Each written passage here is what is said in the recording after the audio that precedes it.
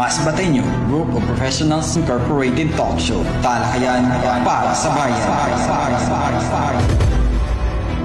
MGBI will serve as a catalyst of change, volunteerism,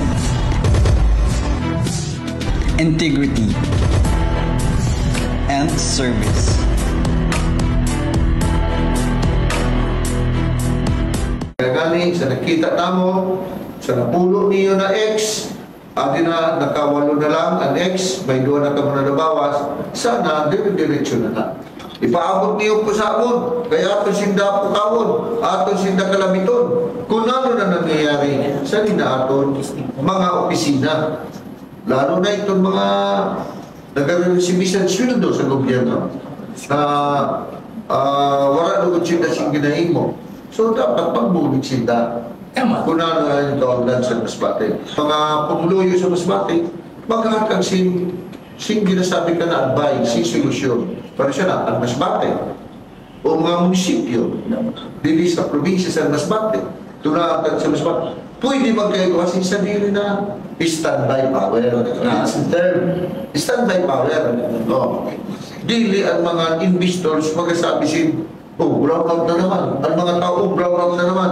Kaya igwa kita sinasabi na standby power. Pero, kita na pong muluyo, ikaw man kita si obligasyon para sa maselgo. Dili kayo maselgo na may obligasyon sa aton lang na one way.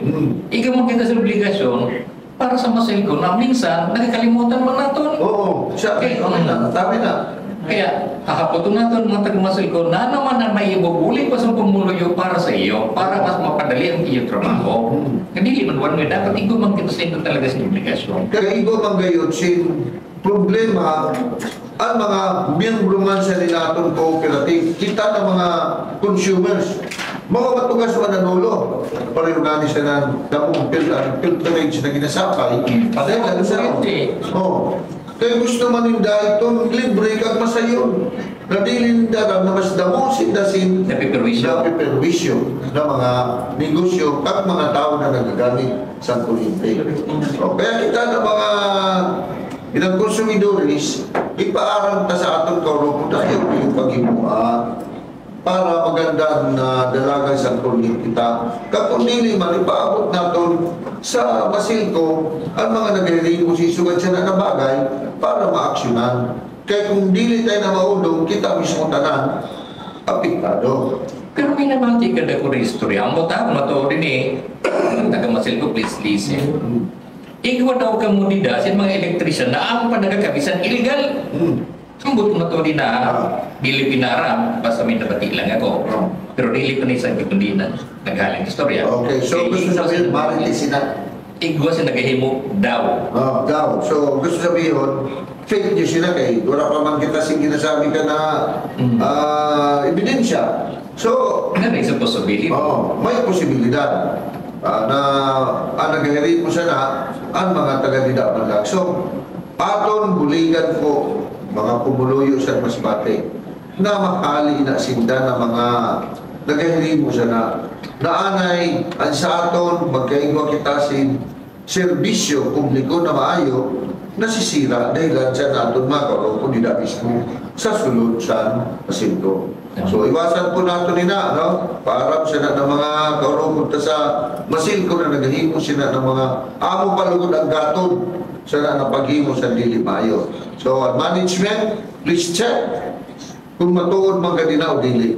Programa ko sa MGPI, amin na mapaaram sa iyo kung ano ang mga nangyayari na mga issues, mga init na issues dito sa Masbate.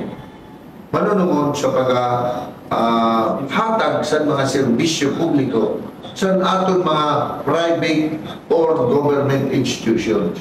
Silco management, tuloy-tuloy na natin yan na gawin na ang mga serbisyo alam ng tao para alam nila kung anong gagawin. Di ba? Iba na ang may alam. Para wala sin damo na mga ginasabi na inang mga sakit sa buot na kung nanunano na nasasabi na dili na ni daram na nakasakit naman nga ni utusin na sin doon. Kaya dapat na maraman pa natin komisyon ang problema niyo tabi na mga naghahatag sa serbisyo sa kuryente sa Masbate. Pag may abiso, action diretso. Oo, amina, dili kay kinanglan pa na Jesus. Sabi sa iba, patay ng kabayo. Oh. Anong paanda mo, Thailand, kung patay ng kabayo?